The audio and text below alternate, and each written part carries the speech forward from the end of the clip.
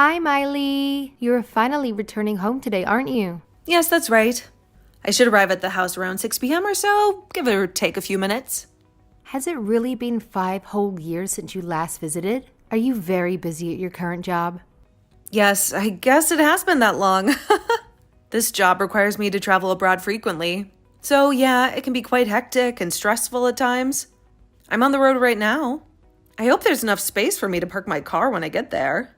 If not, I may have to leave it down the street at the parking garage that charges by the hour. Don't worry about that. There's usually a spot open for you. You can park it there without any problem. Oh, that reminds me of something. Do you remember those sweets you brought home when you were here 5 years ago? I remember they were really delicious and tasty. Oh yeah, those sweets. Yeah, they were pretty good. I'm surprised you still remember them after all this time. I wonder if they're still available in the market. They are quite popular among the customers. I'm sure they still make them and sell them. Could you do me a favor and pick up some of those for me on your way here? Sure, I can do that for you. Oh yeah, Mom, there was something I wanted to ask you about. What is it that you want to ask me? It's about Cheyenne. I heard from someone that you're sort of acting a little bit rude and unfriendly to her. Is that true? Excuse me? What are you talking about? It's just something I heard from a friend of mine who lives nearby. She told me that my younger brother's wife was having a hard time living with you, that you were mistreating her and making her life miserable. Who told you that? I bet it was Caroline down the street, wasn't it? That's not true at all. I treat her the same way I treat everyone else. She said you're making her do all the housework by herself, and she suffers verbal abuse from you on a daily basis. All I'm doing is giving her a little life lesson. As an experienced mother, that's all she needs. Someone to teach her how to cook and clean properly, right? Cheyenne is still young and naive. She really has inadequate experience as a married woman. I can't believe people saw it that way. Mistreating her? Please. I would never do such a thing. But you know what? If such rumors are really going around, maybe I should come out and say it. What is it that you want to say, Mom? To be honest, I really can't bring myself to like Cheyenne. I know Boston could find someone a lot better than her. I think she's just using my son for his money and status. Huh? Are you serious?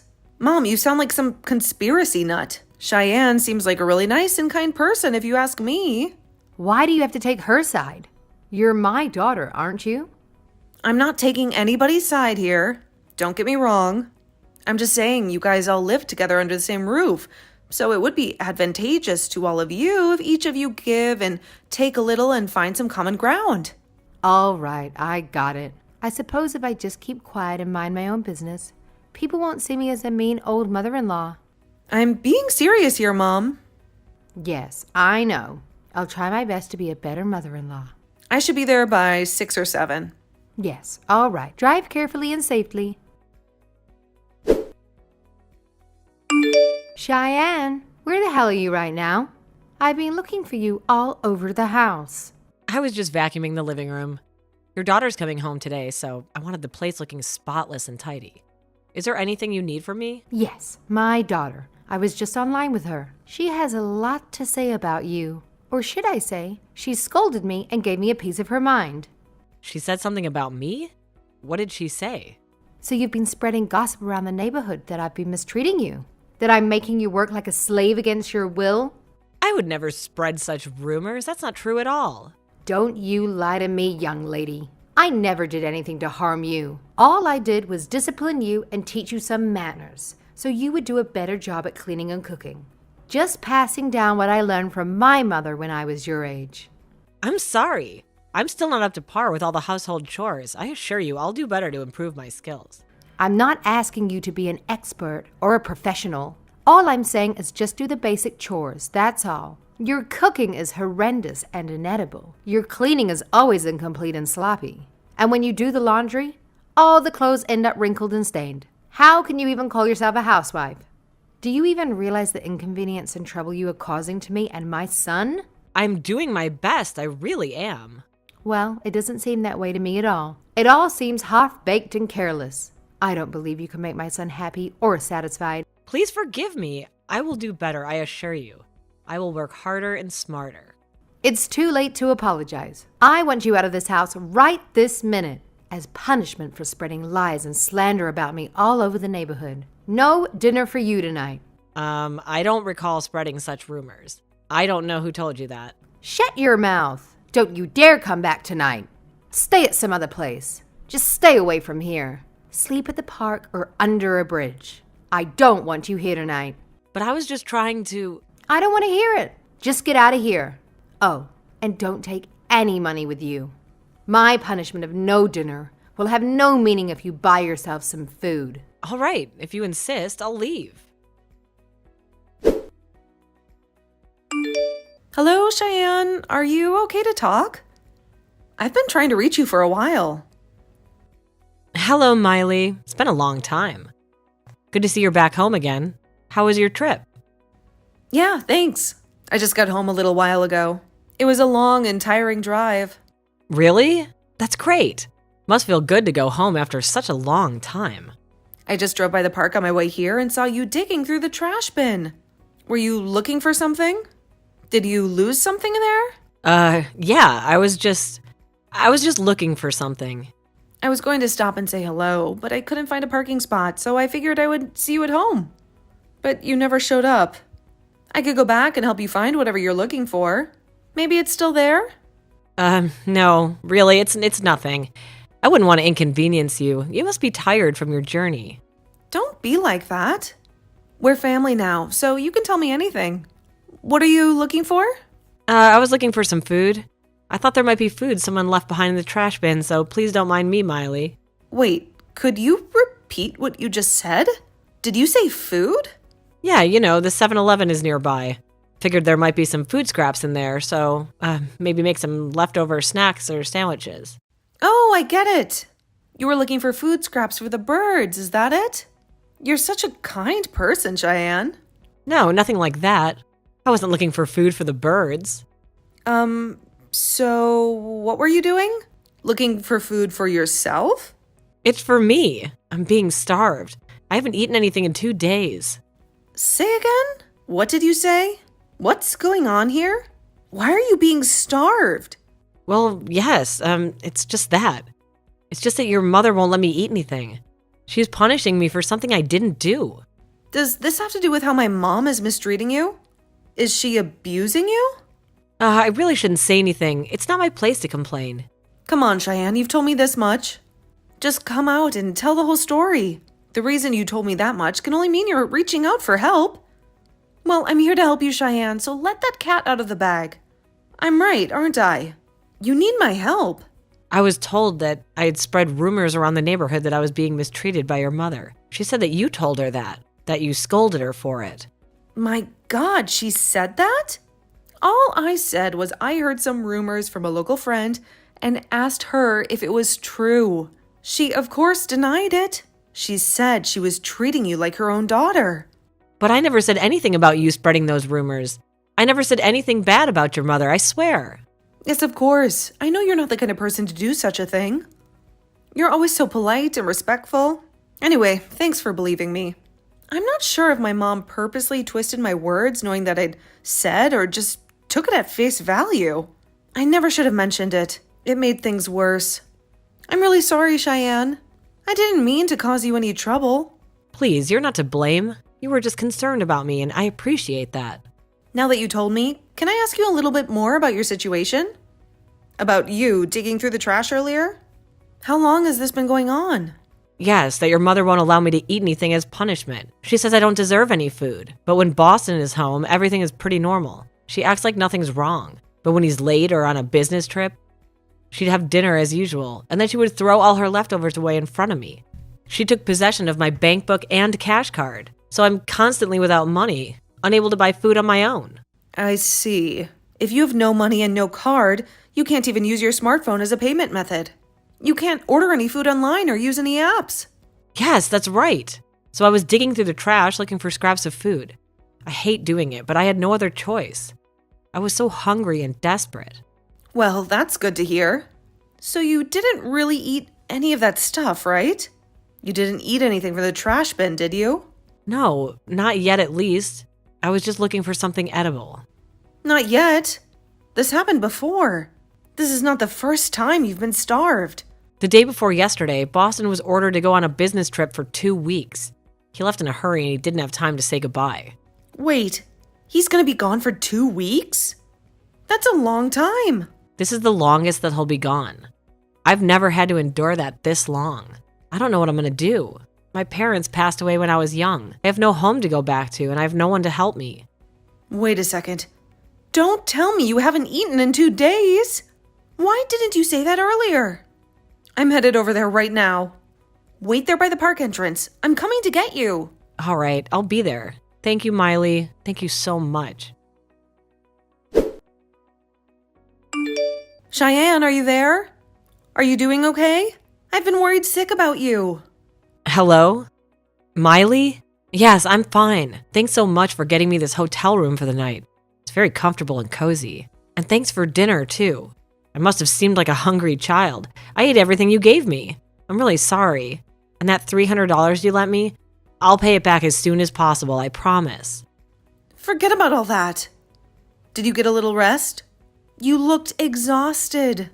Yes, definitely. I feel much better. Thanks to you. You're so kind and generous. You can have breakfast at the diner across the street after you check out tomorrow. So get your fill before I pick you up. I'll text you again in the morning to confirm the time.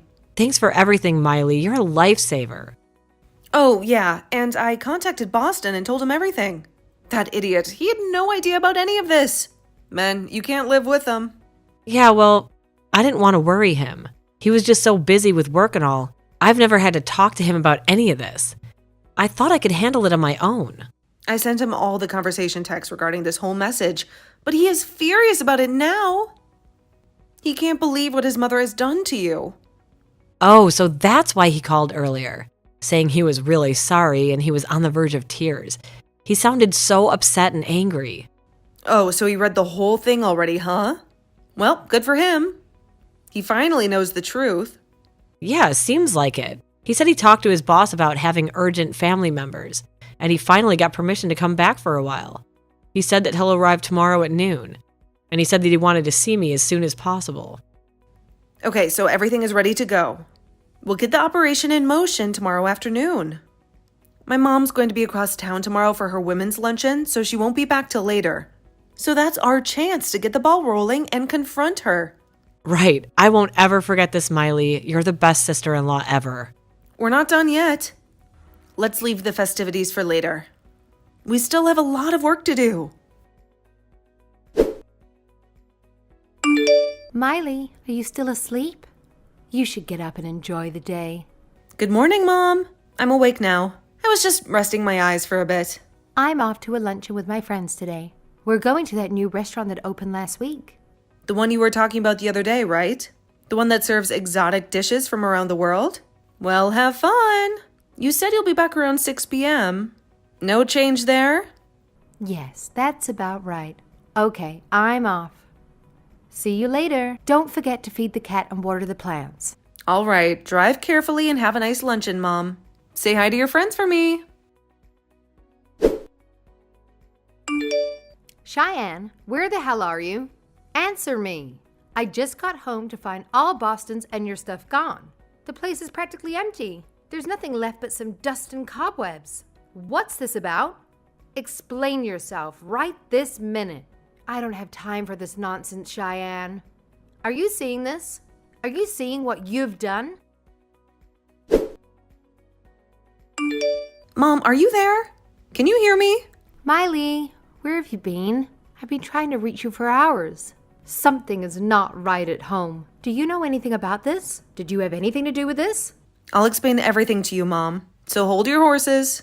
Don't jump to conclusions. Boston and Cheyenne have moved out. They no longer live there. They packed their bags and left.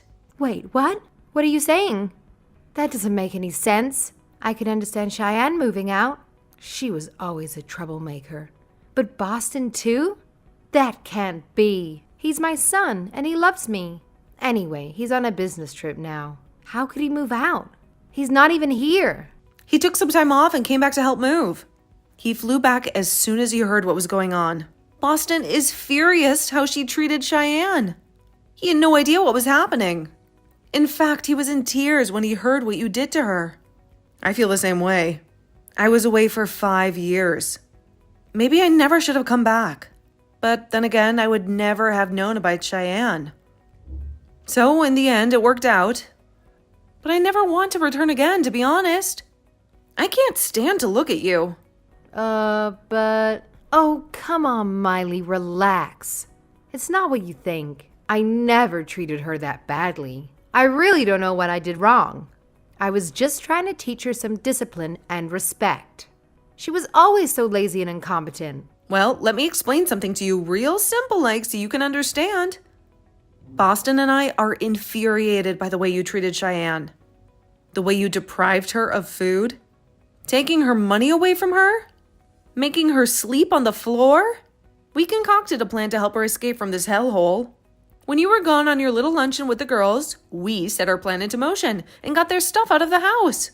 Now that they've been liberated, they never plan to return. They're starting a new life somewhere else. This is some sort of a prank, right? You can't be serious. Please. You can't do this. This is my family. You can't take them away from me. Oh, and the reason why I came back after 5 long years? The reason why I decided to show up after all this time? Ugh. What do you mean, reason? You're just back for a visit, right? You're just here to catch up and see how things are going, right? The reason I'm back is to ask you to move out of that house. The house you've been living in for the past 5 years. The house that belongs to Dad. Move out? What are you even talking about? This is my house. I've been living here for years. I'm not going anywhere. You do know that this house is still in Dad's name, right? 5 years ago, you divorced Dad, but you refused to move out. You said you had nowhere else to go. So Dad, out of the kindness of his heart, arranged it so that you would pay $600 a month rent to continue living there. A bargain, if you ask me, considering the market value of the house. Excuse me? What rent? I never paid any rent. I never agreed to any rent. What are you talking about? Figures. You had no idea about the whole arrangement at this time. Boston paid $400 a month and I covered the rest. We paid the rent for you. Boston wanted to take Cheyenne and move out, but with having to pay the rent on the house, he was forced to stay. He couldn't afford to pay for 2 places. Anyway, getting back to what we were talking about. About Dad, a lot has happened in the 5 years since he divorced you. He decided to set things straight regarding the inheritance. And that's where that house comes in. The house you've been living in for the past 5 years. Dad asked me to come down here and talk to you about this whole arrangement and what we would do going forward. But as soon as I arrived, I found out about this abuse, this mistreatment of Cheyenne. And that changed everything. Although I was all set to make some sort of accommodation and give you some leeway, but we came to the conclusion that none of that was needed. So as the first step, I had Boston and Cheyenne escape from that house. How could you? I'm your mother, for God's sake. You can't do this to me. You can't betray me like this. Why are you always on your dad's side anyways? You're my daughter. You should back your mother up. That's always been the way your father abandoned me to live with another woman. I bet you didn't know that before we got divorced. When I found out about their relationship, can you imagine how hurt I was? I was in a depression for months afterwards. And now you plan to confiscate this house from me? I'm the victim here. How cruel does someone have to be to do such a thing? And you're my daughter. You should be on my side as payment for the suffering he brought to me. I demand that he hands over this house to me as compensation. I will never leave this house. This house is mine. Never will I hand over this house to a double-crossing traitor. Wow, where did that come from? You got it all backwards, Mom. You don't know what you're talking about. Dad met his current wife after he divorced you. He didn't leave you for another woman. The reason he divorced you was because of your selfishness and disregard for others.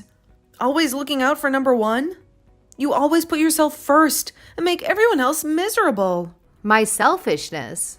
I never did anything wrong. I was always a good wife and mother. I always took care of the house and family. No use explaining things now, but we've already made the decision.